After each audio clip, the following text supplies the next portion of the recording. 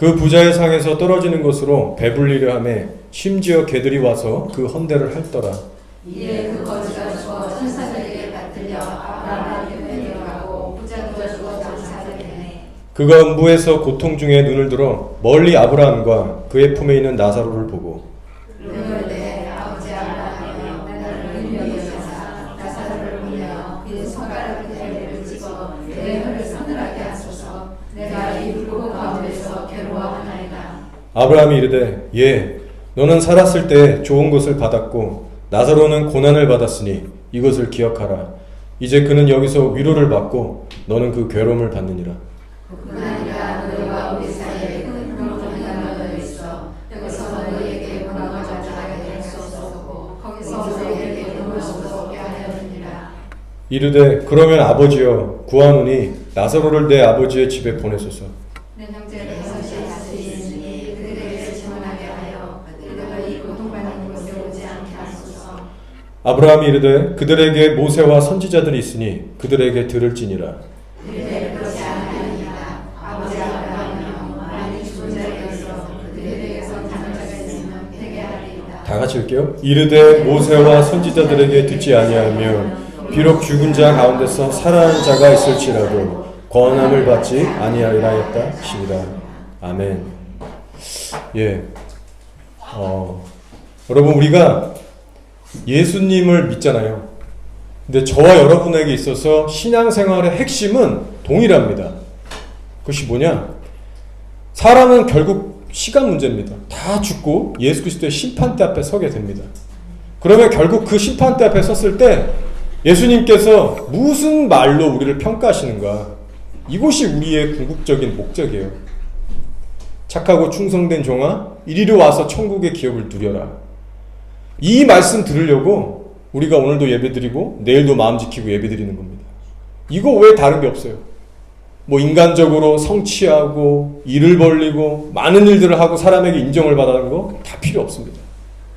우리의 신앙의 궁극적인 목적은 바로 그거라는 거예요. 자, 하나님은 분명히 말씀하셨어요. 내가 번제와 제사를 기뻐하지 아니하고 그 상한 심령을 원하고 내가 순종의 제사를 기뻐한다. 나는 사람의 외모를 보지 않고 중심을 본다. 여러분 이 너무나 당연한 진리의 말씀이 우리의 지식이 아니라 심령에 새겨지기를 기도합니다. 네, 오늘 말씀은요 부자와 거지 나사로의 이야기예요. 예수님께서 직접 친히 주신 말씀입니다. 읽어보면 부자의 이름은 나오지 않아요. 하지만 거지 나사로, 이 거지의 이름은 나사로라고 분명히 밝히고 있습니다. 아마 구체적인 이유는 우리가 모르지만 악인이었기 때문에 굳이 악인의 이름은 언급하지 않은 것 같아요. 어쨌든 부자는 지금 어디 있습니까? 지옥에 있습니다. 그리고 나사로는 천국에 있어요. 여러분 이 말씀을 통해서 예수님은 우리에게 분명하게 말씀하고 계십니다. 천국과 지옥은 실존하는 장소다. 사람은 결국 천국이냐 지옥이냐 둘 중 한 곳으로 가게 되는데요. 우리는 절대로 이 사실을 망각하고 있어서는 안 됩니다. 극단적인 얘기 같지만 피할 수 없는 진리고 현실이에요. 사람은 결국 천국에 입성해서 정말로 영원히 기뻐하고 웃든지 아니면 영원한 지옥에 떨어져서 평생 영원토록 이를 갈고 슬피 울고 하나님을 저주할 수밖에 없습니다. 여러분 이 현실에 대해서 절대로 잊지 않는 우리 교회 공동체가 되길 원합니다. 여러분 그러기 위해서 기도를 멈추지 마세요. 예수님을 바라보는 마음을 여러분 잃어버리지 마세요. 과거 이스라엘 백성들이 영적으로 광야이든 가나안 땅이든 죽어갈 때 나왔던 반응은요 하나님을 더 이상 두려워하지 않았어요. 하나님 앞에 기도하지 않았어요. 하나님께서는 굳이 우리를 징계하시거나 심판하실 분이라고 여기지 않았어요. 여러분 타락한 인간은 다 똑같습니다. 예수 믿는 우리도 동일해요. 우리도 사람일 뿐이에요. 하나님 앞에 날마다 깨서 기도하고 말씀으로 내 자신을 먹이지 않으면 우리도 변질됩니다. 자, 성경이 제시하고 있는 천국 가는 길은요 분명합니다. 아무나 천국 가지 못해요. 그러나 오늘날 많은 사람들은 그저 예수만 믿으면 천국 간다라고 얘기합니다. 그리고 편안하게 아무 걱정 없이 교회를 다녀요. 여러분, 그러나 성경에서 말씀하고 있는 예수 그리스도를 믿고 천국 간다는 게 어떤 의미입니까? 그저 입술로만 주라 시인하고 믿는다라고 하고 열심히 교회 다니면 천국 간다라고 얘기하나요? 그렇지 않아요. 심지어는 능력을 주의 이름으로 행하고 귀신을 쫓아도 천국 못 들어간다고 했어요. 오직 하나님 아버지의 뜻대로 행하는 자라야 들어간다고 했어요. 회개에 합당한 열매를 맺는 자들이 들어간다고 했어요. 그게 진짜 예수를 믿는 겁니다. 여러분, 오늘 말씀에 나온 지옥 간 부자가 어떤 사람이었는지 여러분 아세요? 오늘 말씀을 보시면 힌트를 주고 있는 말씀이 있습니다. 자, 지옥에 던져진 부자가 이렇게 아브라함에 얘기해요. 아버지 아브라함이여, 내 아버지 아브라함이여. 이 지옥 간 부자는요, 하나님을 믿는다라고 하는 이스라엘 사람이었습니다. 즉 토라, 율법이 있고 선택된 민족이었고 아브라함을 자기의 조상으로 둔 유대인이었어요. 그에게 재물이 있었고 아마 그는요, 오늘날로 따지면 교회 목사, 유명한 사람들 다 알고 지내는 그 동네에서 유명한 유대인이었을 겁니다. 안식일마다 회당 갔고 가서 율법 맨날 듣고 거리에서 사람들한테 칭찬받고 인정받고 마치 바리새인과 같은 그런 사람이었을 것 같아요. 그런데 여러분, 중요한 것은 지금 그가 어디 있습니까? 지옥 불구덩이에 있는 거예요. 이를 갈며 고통을 받고 있어요. 여러분, 천국은요, 나의 혈통이나 나의 믿음, 나의 확신으로 들어가는 데가 아닙니다. 입술의 고백이 중요한 게 아니라 성령으로 거듭나서 성령을 따라 열매 맺는 자가 들어갑니다. 여러분, 아멘이시죠? 우리가 기억해야 할 것은요, 저절로 이루어지는 것은 이 세상에 없다라는 것을 기억해야 돼요. 이것이 하나님이 만물 가운데 세우신 영육간의 법칙입니다. 특별히 영적 세계는 더합니다. 여러분, 영적 세계는요, 우연이 없어요. 내가 예수님 안에서 기도로 심은 만큼, 그리고 순종한 만큼, 정말 주님 붙든 만큼 하나님께서 역사하십니다. 물론 그 자체가 하나님의 은혜죠. 주님은요, 자기의 삶을 바쳐서 자신을 따르라고 그렇게 우리에게 부르셨어요. 그래서 오늘 부자와 거지 나사로의 얘기를 통해서 주님께서 우리에게 반드시 주시고자 하는 메시지가 있다는 겁니다. 자, 부자가요, 지옥의 불길에서 괴로워하면서 이렇게 얘기해요. 물 좀 나사로의 손에 찍어서 나에게 좀 달라. 얼마나 괴로웠으면 그러겠어요. 여러분, 사실 지옥에 가면 이렇게까지 말할 그 여력이 없을 겁니다. 그러나 주님께서 굳이 구체적인 이런 실제 이야기들을 예를 들면서 이제 주시는 거예요. 그때 아브라함이 이렇게 얘기하죠. 너는 살았을 때 좋은 것을 받았고 나사로는 고난을 받았으니 이것을 기억하라. 이제 그는 여기서 위로를 받고 너는 괴로움을 받느니라. 여러분, 우리가 이 말씀 들으면 자칫하면 얼핏 오해할 수 있어요. 그냥 뉘앙스를 보면 그럼 돈 많은 부자는 다 지옥 가고 가난한 자는 무조건 다 천국 보내주냐? 이렇게 우리가 극단적으로 오해할 수 있는데 이것은 아닙니다. 그런 의미가 아니에요. 부자들이 물론 상대적으로 천국 가기 정말 어렵습니다. 예수님 말씀하셨죠? 그러나 절대적인 것은 아니기 때문에 이것은 그런 말씀으로 우리가 해석할 수 없습니다. 자, 무슨 말이냐? 너는 살았을 때 좋은 것을 받았잖니. 그리고 나사로는 고난을 받았잖니. 그래서 네가 지금 지옥에 있는 거야. 그럼 이게 무슨 의미죠? 자, 쉽게 풀어 설명하면 이런 겁니다. 한번 들어보세요. 너가 이 땅에 살았을 때는 육신적으로 네가 원하는 대로 실컷 할 것 다 하고 살았잖니. 네가 언제 하나님을 위해서 네 것을 포기하고 절제하고 내려놓고 하나님을 위해서 살아본 적이 있니? 너는 심지어 네 집 앞에 있는 나사로한테 식사 한 끼 대접한 적 없잖아. 너의 생각과 마음과 행동에 정말 하나님을 두려워하면서 그 말씀에 순종하는 그 삶이 있었느냐? 그것이 없기 때문에 네가 지금 이곳에 있는 거다.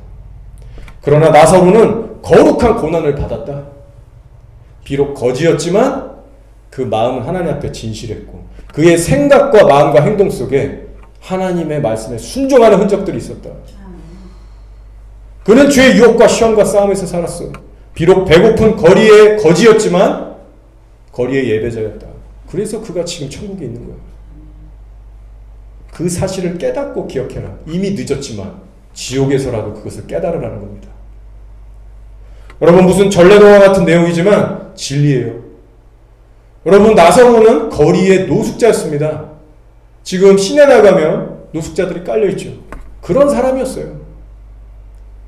자, 그럼 그가 그때 당시 회당이나 예루살렘 그 거룩한 성전에 갈 수가 있었겠어요? 설사 갔더라도 문전박대 당했을 겁니다. 네가 감히 여기 어떻게 와? 오늘날처럼 우리처럼 이렇게 주일에 교회를 한두 번씩 나간 게 아니에요. 불가능했습니다. 그렇다고 제사장들이 그때 당시 거리에 찾아가서 엎어져 있는 나사로에게 안수기도 하고 먹을 것을 줬을까요? 그랬을 수도 있지만 아마 거의 그러지 않았을 겁니다. 그때 당시 얼마나 타락했습니까? 그러나 여러분, 나사로가 소위 교회 건물의 근처도 못 가봤지만 그는 하나님 앞에 예배자로 살았어요. 하나님이 인정하시는 믿음의 소유자로 살았습니다. 그래서 천국을 간 거예요. 하나님께서 나사로의 삶에서 뭐를 보셨겠습니까? 하나님께 드릴 헌금 돈이 있습니까? 하다못해 자기 벗어드릴 옷이 있습니까? 인간관계가 있습니까? 체력도 없어요. 아무것도 없어요. 그러나 하나님께서 그의 중심과 삶을 보화처럼 여기셨다. 여러분, 우리의 삶에 나사로 정말 거지지만 나사로와 같은 예배자의 참된 증거와 열매가 있습니까? 일주일에 한두 번 교회오는 행위 말고 실제 삶의 현장에서 성령을 따라 살고 있냐는 거예요. 우리가 이렇게 교회에 모여서 예배 드릴 때는 너무나도 거룩해 보입니다. 전부 다 기도들 다 잘하고 다 찬양도 하고 아멘합니다. 그러나 실제 예배의 삶에서 어떻게 살고 있습니까? 사람들이 다 지켜볼 수 없는 부부와의 관계에서, 오고 가는 대화 속에서, 그 대화하는 나의 중심 속에서, 자녀와의 관계에서, 나의 이웃과의 관계에서, 교회 공동체 안에서 하나님이 정말 받으실 만한 중심과 순종이 있냐는 거예요. 만약 우리에게 이런 인식조차 없고 그저 늘 살던 대로 똑같이 살고 변화를 향한 갈망조차 없다면 우리는 이미 다 영적으로 죽은 자들입니다. 성경은 분명히 얘기하고 있어요. 그런 자들은 천국 갈 수 없다. 저도 사역자지만 설교를 얼마나 사람들 앞에서 많이 했냐, 또 얼마나 오랜 기간 동안 했냐, 이것이 정말 중요하지 않다는 걸 저도 알고 있어요. 그건 정말 중요한 게 아닙니다. 개척한 지 2년 반이 됐는데 이 기간까지 과연 나는 저부터 돌아보는 거예요. 제가 정말 하나님 안에서 변했나? 순종해 왔나? 하나님과 1대1 관계가 어때 왔나? 그것을 바라봅니다. 그리고 나서 영혼들, 여러분들, 제가 섬기는 분들의 안에 정말 삶의 변화가 있나? 그거를 보는 거예요. 자, 요한계시록 1장 9절에요. 사도 요한이 이렇게 얘기합니다. 나 요한은 너희 형제요 예수의 환난과 나라와 참음에 동참하는 자라. 하나님의 말씀과 예수를 증언하였으므로 말미암아 반모라는 섬에 있었더니. 잘 들으세요, 여러분. 사도 요한이요 예수를 믿는 사람으로서, 크리스찬으로서 자기 자신을 이렇게 소개합니다. 예수의 환난과 나라와 참음에 동참하는 자라. 여기에 내가 입술로 주를 시인해 이런 말 없어요. 물론 그 말 자체가 틀렸다는 게 아닙니다. 이 말씀 가운데 나 예수 믿고 이 땅에서 잘 됐어, 이 땅의 축복들 받았어, 이런 말씀 없어요. 예수의 환난과 나라와 참음에 동참하는 자다. 여러분, 아브라함이 거지 나사로의 믿음을 이렇게 한마디로 평가합니다. 그는 이 땅에 있을 때 고난을 받았잖니. 고난을 받았다. 뭐를 위한 고난입니까? 많은 의미를 사실 담고 있죠. 그러나 이 고난이 말하는 궁극적인 목적은, 의미는 예수님을 위해 받은 고난을 의미하는 거예요.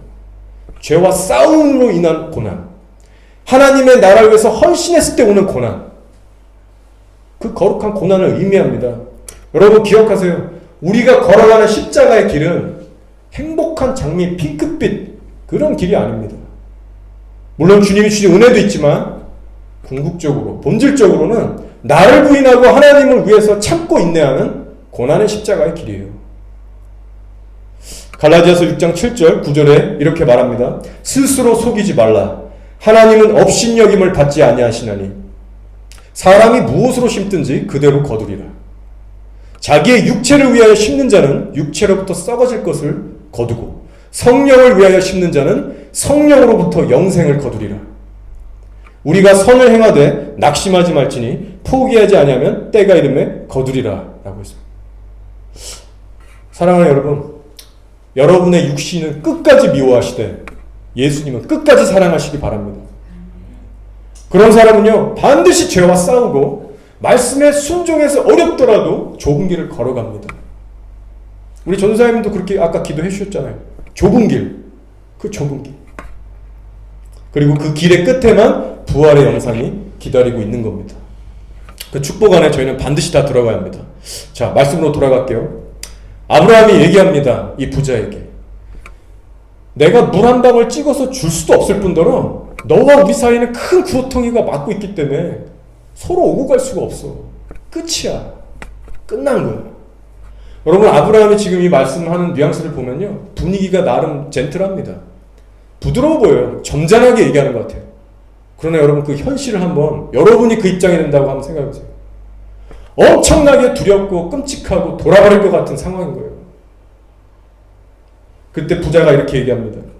이르되 그러면 아버지여 구하노니 나사로를 내 아버지의 집에 보내소서. 내 형제 5이 있으니 그들에게 증언하여 제발 이곳에 오지 않게 해주십시오. 그 지옥 구덩이 안에서 가족을 생각하는 거예요. 나름 그 사랑하는 마음이 있으니까 본성이. 여러분, 실제로 저는 지옥 가보지 않았어요. 근데 여러 가지 나도는 이런 지옥 간증서를 보면요 이런 비슷한 얘기들 많이 나옵니다. 아, 우리 아버지, 우리 어머니, 내 자녀들 여기 오지 않게 해달라고. 우리 삼촌 여기 오지 않게 해달라고. 이 이야기 속에서도요 지금 형제 5이 멀쩡히 지구상에 살아있는 겁니다. 그때 아브라함이 이렇게 얘기해요. 그들에게 모세와 선지자들이 있으니 그들에게 들을지니라. 모세와 선지자는 무엇을 의미하냐? 모세의 오경과 선지서들을 얘기합니다. 소선지서, 대선지서. 그러니까 즉 구약 성경을 전체를 통틀어서 얘기하는 거예요. 지금 오늘날 우리가 보는 성경 66권 말씀입니다. 아브라함이 뭐라고 하냐? 아니다. 그들에게 굳이 나사로를 보낼 필요도 없고 보낼 수도 없고 그들 스스로 말씀을 읽으면 된다 라고 말하고 있어요. 그랬더니 부자가 이렇게 얘기합니다. 이르되 그렇지 아니하나이다. 아버지 아브라함이여 만일 죽은 자에게서 그들에게 가는 자가 있으면 회개하리다. 무슨 말입니까? 실제로 내 5 형제들이 한 동네 살았던 나사로의 존재를 알고 있었기 때문에 얘가 죽어서 살아오는 그 기적을 보면 분명히 다 뒤집어질 거다. 반드시 회개할 거다. 그런 얘기인 겁니다. 그랬더니 아브라함이 뭐라고 하죠? 이르되 모세와 선지자들에게 듣지 아니하면 비록 죽은 자 가운데서 살아난 자가 있을지라도 권함을 받지 아니하리라 하였다 하시니라. 그럼 정말 중요한 말씀입니다. 여러분, 이 말씀을 통해서 하나님께서 우리들에게 주시고자 하는 메시지는 분명해요. 그것이 뭐냐? 기적이 사람을 변화시키지 못한다는 겁니다. 아무리 하나님의 초자연적인 기적을 수도 없이 맛봐도 그 자체로 사람은 변하지 않아요. 여러분, 예수님을 믿고 이 자리에 오셨지만 그 믿는 예수님 때문에 여러분 안에 죄성이 사라졌나요? 그대로 있잖아요. 기적은 사람의 부패한 본성을 변화시킬 능력이 없습니다. 여러분, 이 자리에 계신 분들은 정도의 차이는 있겠지만 나름 다 성령 체험하신 분들일 거예요. 뭐 축사, 치유, 예언 레벨은 달라도 어느 정도 맛을 보셨을 겁니다. 그러나 여러분, 솔직히 우리 자신을 돌아볼까요? 그 영적 체험들로 인해서 여러분의 삶과 여러분의 인격이 정말로 변했습니까? 기적을 경험한 횟수에 비례해서 우리의 성품이 저절로 막 거룩해지고 죄들이 막 쉽게 이겨지고 우리의 행동 양식의 변화가 왔냐라는 거예요. 부부 사이에 이웃과의 관계에 있어서 더 성숙해지셨습니까? 절대로 그렇지 않을 겁니다. 오히려 교회가 더 부서지기도 하고 더 사이들이 갈라지기도 하고 감당할 수 없는 후폭풍에 휘말려서 차라리 전보다도 더 흉측한 그런 꼴을 많이 당합니다. 여러분, 당연한 거예요. 여러분, 기적은요 우리 내면의 성화용이 아닙니다. 쉽게 얘기하면 우리의 내면을 거룩하게 하라고 주님께서 주신 방편이 아니에요. 만약 기적이 우리의 신앙을 이끌어가는 핵심적인 것이라면 하나님은 날마다 기적을 보여주셨을 겁니다. 그러나 하나님께서 뭐라고 하셨죠? 내 입에서 나오는 모든 말씀으로 살 것입니다. 바로 이것이 오늘 말씀에서 아브라함이 부자에게 던지고 있는 메시지입니다. 모세와 선지자의 글을 보지 아니하면, 즉 날마다 우리 집안에 한두 개씩은 다 꽂혀있는 성경책, 그거 꺼내서 보고 그 말씀대로 살아갈 마음이 없다면, 결단과 순종이 없다면 사람은 돌이켜지지 않는다. 아무리 죽은 자가 수백 명이 가서 전해도 결국은 그 자리다. 여러분, 그 메시지입니다. 그렇다면 여러분, 우리가 그냥 성경만 읽는다고 될까요? 그래요. 성경을 펴서 봤어요. 하루에 1시간, 2시간. 그런다고 우리가 변화됩니까? 그럴 수도 있지만 그렇지 않을 수도 있어요. 자, 제가 말씀드리려는 것은 십자가가 그 안에 필요하다는 겁니다. 말씀을 읽고 내 안에 들어오지만 그 말씀을 살아내기 위해선 반드시 우리 안에 있는 부패한 본성, 이것을 죽이는 훈련이 없으면 말짱 도루묵이에요.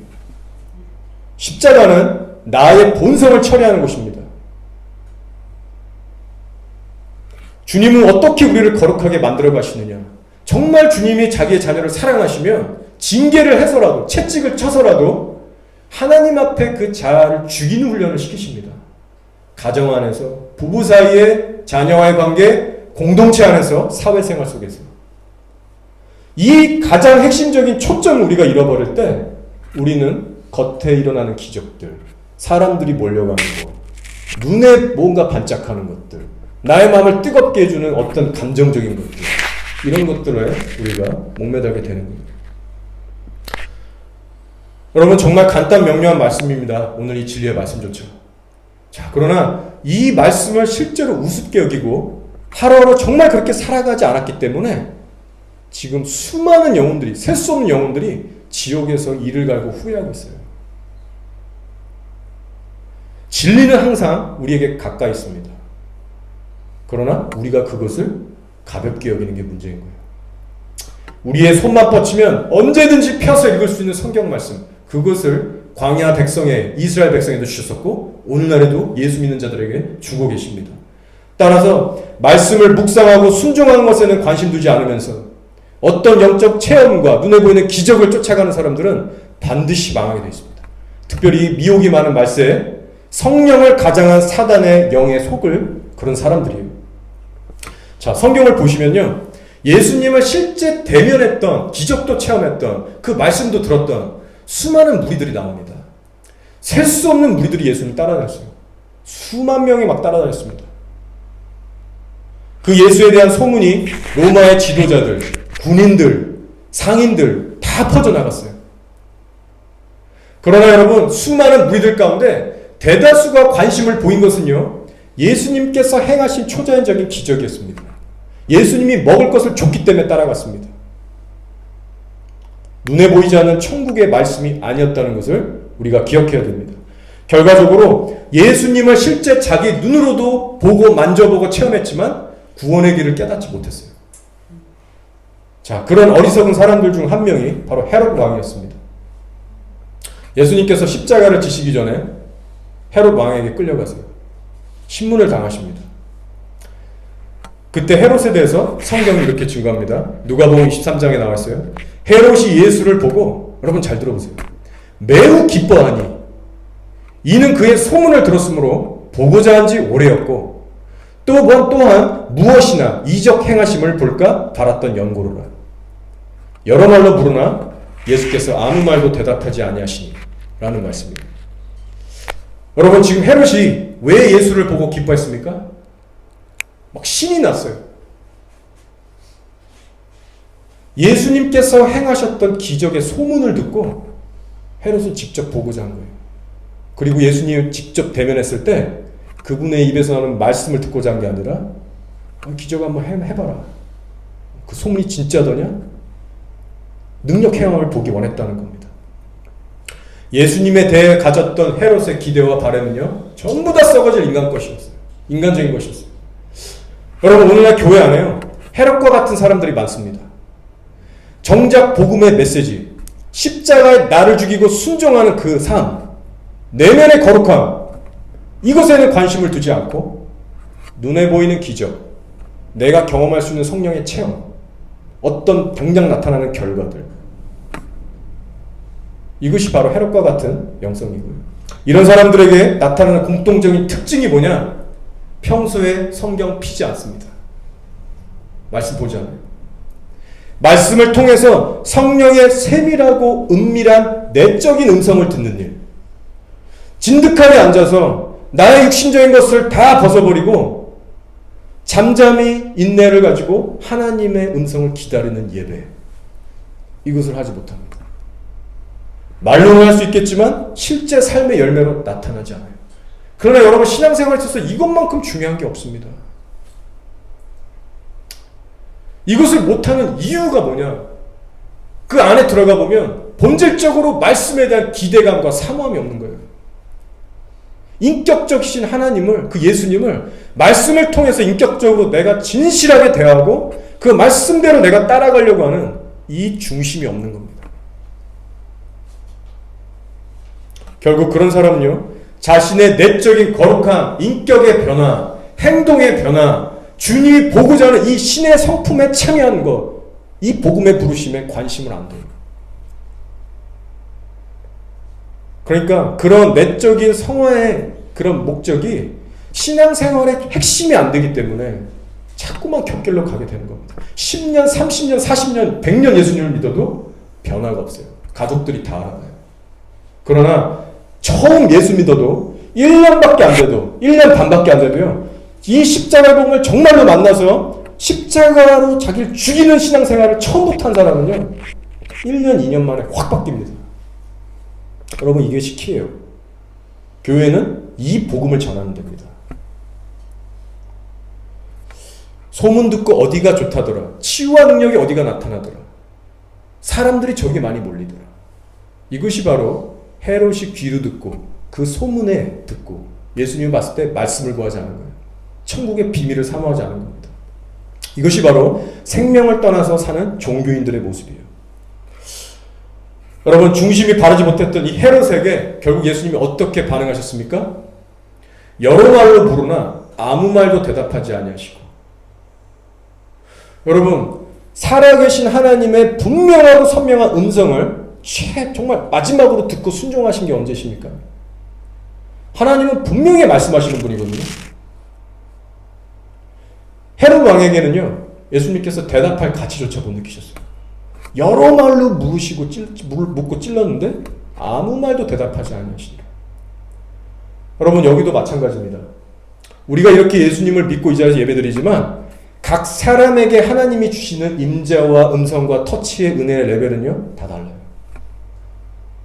옆 사람은 울고 감동하고 하나님께 찬양을 드리는데 옆 사람의 마음은 강팍하고 지옥 같을 수 있어요.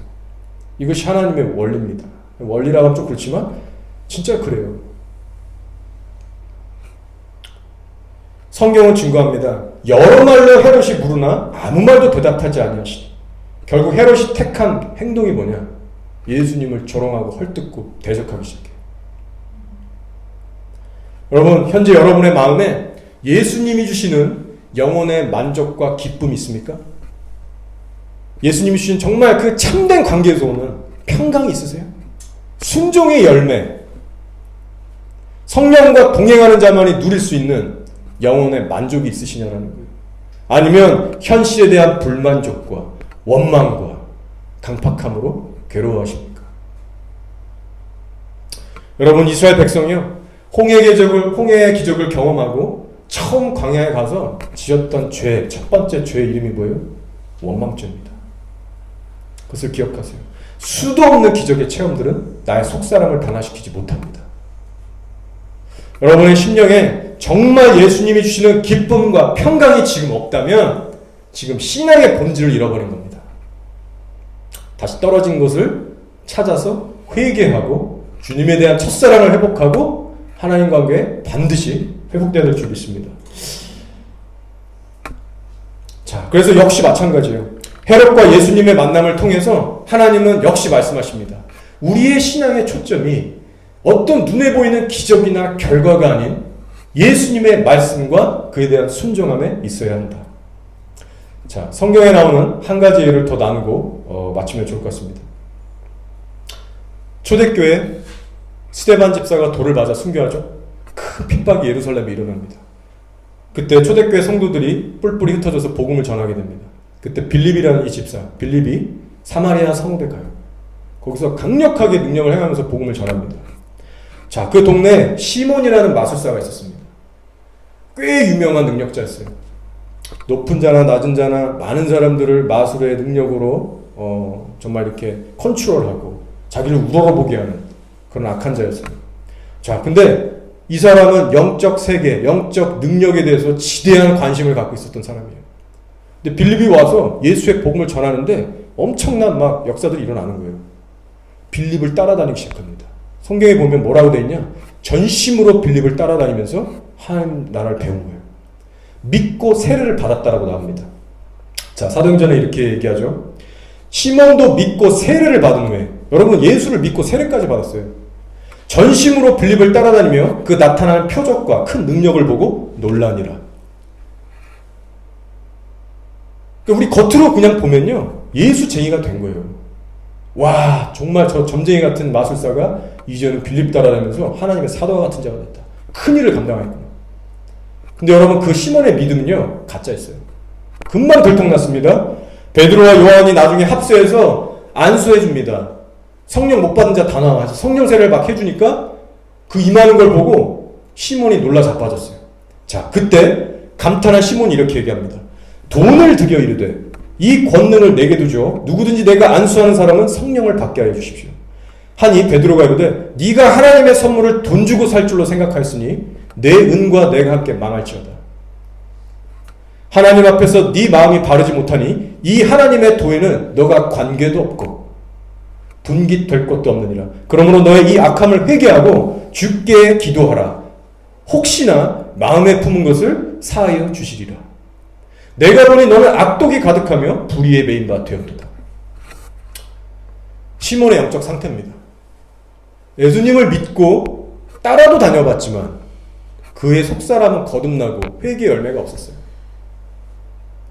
여러분, 헤롯 왕과 시몬은 똑같은 불입니다.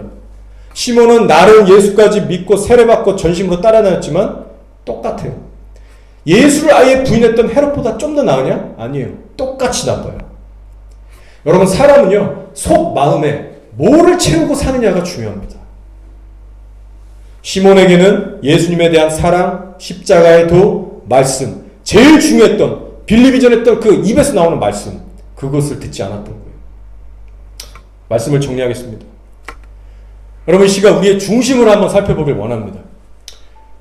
우리의 생각과 마음에 정말 뭘로 차 있는지. 여러분, 정말 십자가 외에는 이 세상에 어떤 것도 나를 사로잡을 수 없을 만큼 정말 그 십자가를 여러분 만나셨어요?